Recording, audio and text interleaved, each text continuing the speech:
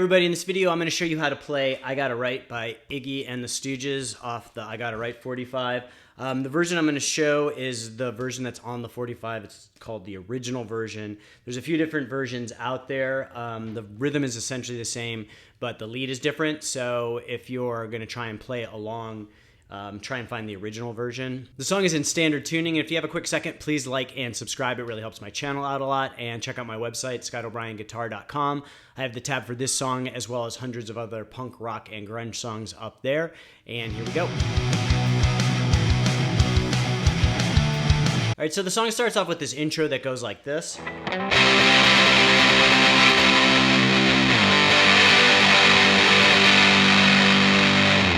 And so basically it's just two major chords. We're going to start with a C major. So we're going to bridge our index finger across the 8th fret, and we are going to play with our ring finger at the 10th fret of the A string, our pinky finger at the 10th fret of the D string, and our middle finger at the 9th fret of the G string, and then 8th fret on the low E, B, and high E. And it sounds like he's playing all of those notes in that chord, and it's just kind of a back and forth strumming. And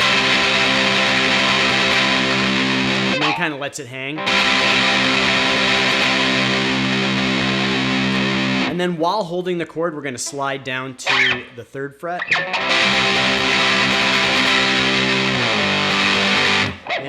And so you kind of get that sliding sound. And then we're going to play a G major chord, which is the exact same form of the chord that you played here. We're just going to move it down to and bridge across the 3rd fret. And we're going to do that back and forth strumming again. So again, it goes.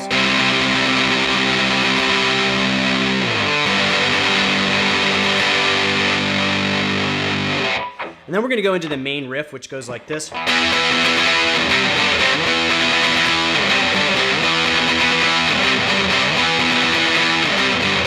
So we're going to play an E major chord, which is kind of like a power chord form. We're going to root our index finger at the 7th fret of the A string. And then we're going to bridge our ring finger across the 9th fret of the D, G, and B strings.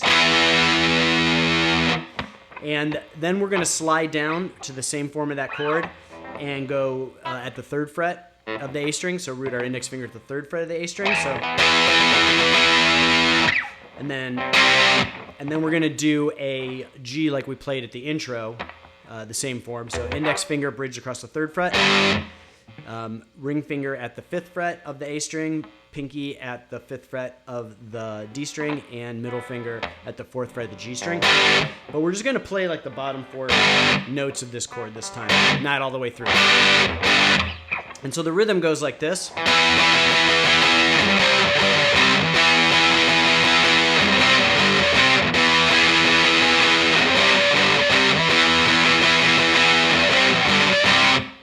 So we're doing this back and forth at the 3rd fret. And I know that can be kind of difficult, especially to play it like up to speed on the record. So what you can do is actually just keep that same form of the chord that you're playing rooted at the 3rd fret of the A string, and then just move it to the 3rd fret of the E string. Sounds similar. It's a little different. Basically, you're playing a power chord here instead of playing the major chord. Sounds a little different, but it's a little easier if you're having trouble doing that, changing to that major chord form. So if you're going to do it that way, you're going to play the C like the normal, the 4 strings, the A, D, G, and B strings.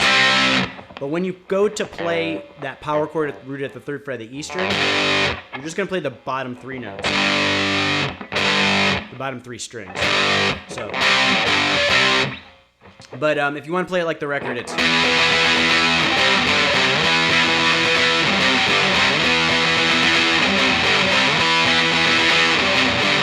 And so we're going to play that part about 4 times, I think.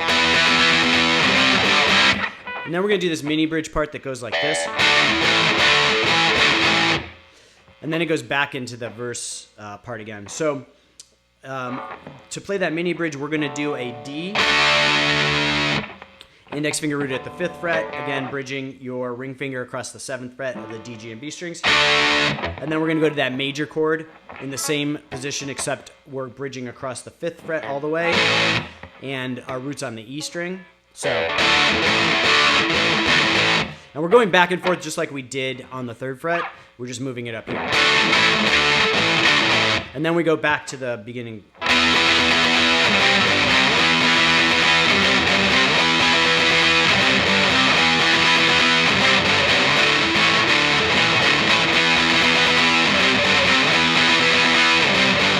So slowly that part.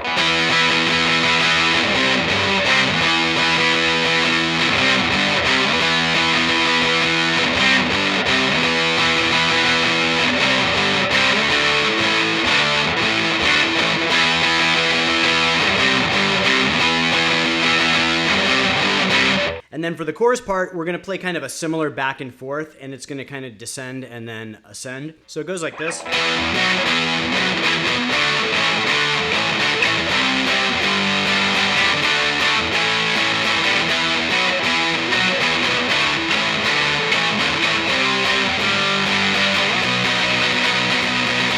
And then it goes back into the verse part. So we are going to start with an E, like we begin with the verse, and we're just going to go back and forth with the major chord rooted at the low E at the same fret. So the E is rooted at the 7th fret of the A string. Then we're going to go to the major chord at the 7th fret of the E string. So, and it kind of helps to do alternate picking because it's a little quick. So we're doing that. And then we're going to go down to the 5th string and do the same thing, back and forth. So.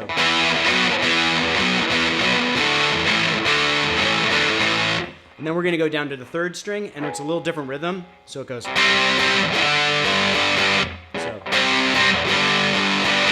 And then we're going to go back up, rooted at the 5th fret, same thing, except the new rhythm that we did. And then it kind of starts over. So up to this point we have.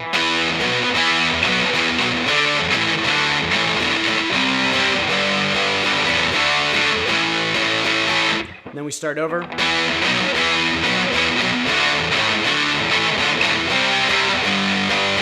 And then this time we're just going to go up to the major chord rooted at the 7th fret of the E string. So slowly that whole part we have.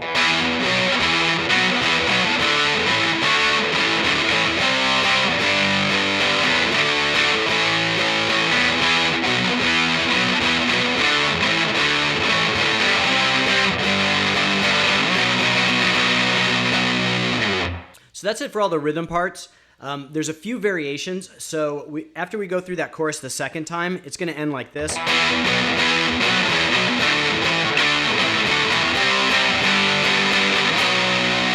And instead of strumming, we're just going to let it hang.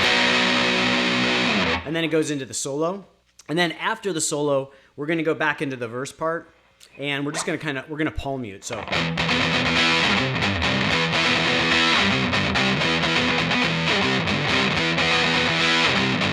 Before it builds back up into the ending. But the chords are the same for both parts throughout the rest of the song. And then for the solo, it's based in the E minor pentatonic scale. The song is in the key of E, so we're mostly playing it in the 12th position. So, and there's a little bit in the 15th position, a little bit in the 17th position, and I'll get to that. And I'm not going to do the solo note for note because it's kind of ad lib. You can hear in the later versions of the songs the solos are kind of similar sounding but different. So it starts off with this unison bend. So we're going to play with our index finger at the 12th fret of the B string, and we can use either our ring finger or our middle finger at the 14th fret of the G string. And we're just going to do a unison bend, and that's kind of where you bend the 14th fret up to match the 12th fret. But we're going to do it like kind of tremolo-y, so we're just going to do that. And then it goes up to the 15th fret of the B string. So it's like. And so then for the next part of the solo, he does these kind of bends. and then kind of does this ascending part, which I'll show you next. So to do the bends, it's you're gonna put your index finger at the 12th fret of the G string and your ring finger at the 14th fret, and you're gonna bend up and down. And you can hit the 14th fret of the D string too, so. And you can either pick it, but it doesn't sound like he's doing it on the record, so you can really just hit it hard with your ring finger. So it sounds like he's kind of doing that over and over again. So again, you're going to have your index finger at the 12th fret of the G string. You're going to play at the 14th fret and bend up. And then you're going to pull off. And then you can either play the 14th fret of the D string, which I find to play it fast, you kind of have to use alternate picking. Or you can just kind of hit it with your finger hard. So. And so he does that over and over again. So then after the bendy kind of part, he's going to do an ascending part. He plays something like, which is basically you're going to bend at the 14th fret of the G string, and then the 12th fret of the B and E, and then bend at the 15th fret of the B. And so, again, this is all within the E minor pentatonic, so it's kind of an ad-lib type thing. I'm not playing it note for note, but I'm kind of approximating what he's doing. So all these notes are within that scale.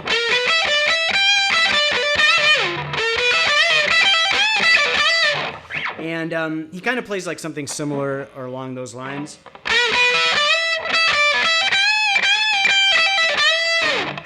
So we're going to then work our way up to the high E. And we're going to play the 15th fret of the high E. There's definitely that in there where you're bending up. And then it kind of goes back to the 12th fret of the high E and down to the 15th fret of the B. Again, it's kind of ad-lib, so really if you're just playing within that minor pentatonic, you can kind of play a similar lead. And then continuing on with the solo, he's going to do these kind of like progression up to these higher notes, so it's like...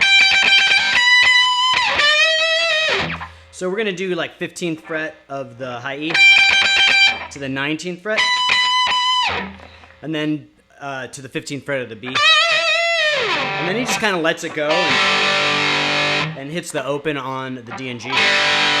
So it's like...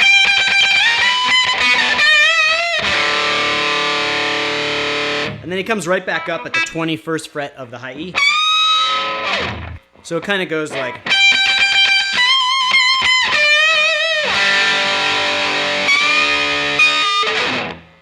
And then he does this kind of bluesy descending pattern. So we're going to go to the 15th fret of the B string. And he kind of rides that with some tremolo. And then he does that like descending type pattern. Again, this isn't note for note, but this is very similar to what he's playing. So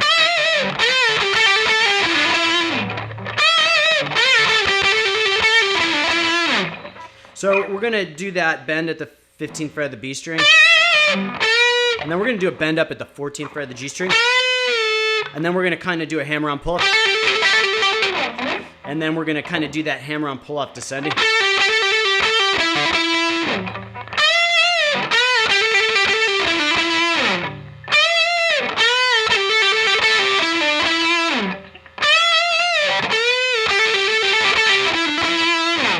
And again, it's not exact, but if you kind of stick within the minor pentatonic in those positions, so we're just like 12th and 14th fret of the D and G strings, and we're just kind of doing these hammer-on pull-offs to kind of descending.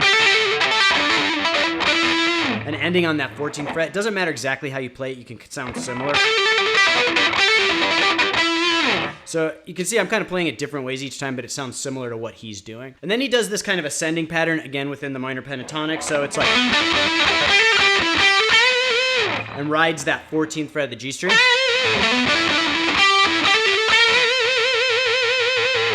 So we're just going to do hammer-ons. And we can kind of go up and back, so... which kind of sounds like what he's doing. But again, staying in that 12th, 14th fret of that minor pentatonic on the A, D, and G strings. And then we're just doing that big bend. So slowly it's something like...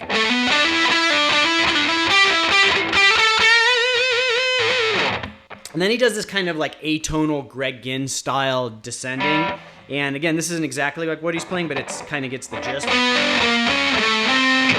So you can play like 14th, 12th fret of the A and D string. Then just slide down one fret, go 13th, 11th.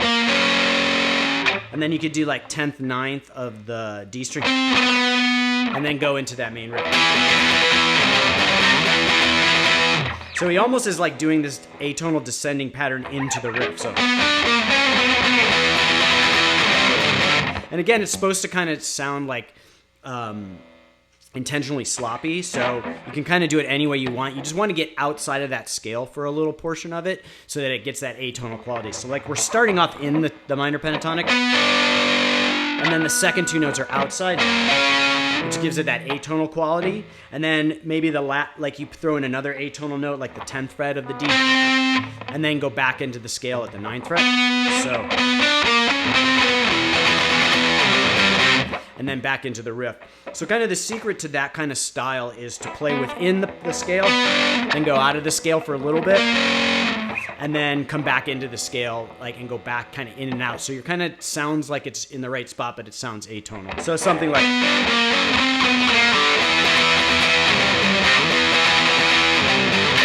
So that's a basic gist of the solo. Again, kind of experiment with the different parts. It's kind of an ad-lib thing, so I tried to give you like the different things that he's doing and then put it all together and just play around with it. Remember, stay in that minor pentatonic, except at the very end where you're doing that kind of atonal descending pattern. So then it goes back into the verse and it's palm muted like I showed you before. And then it goes into the chorus, and instead of ending on the... and going back into the verse, it just rides that out as it fades.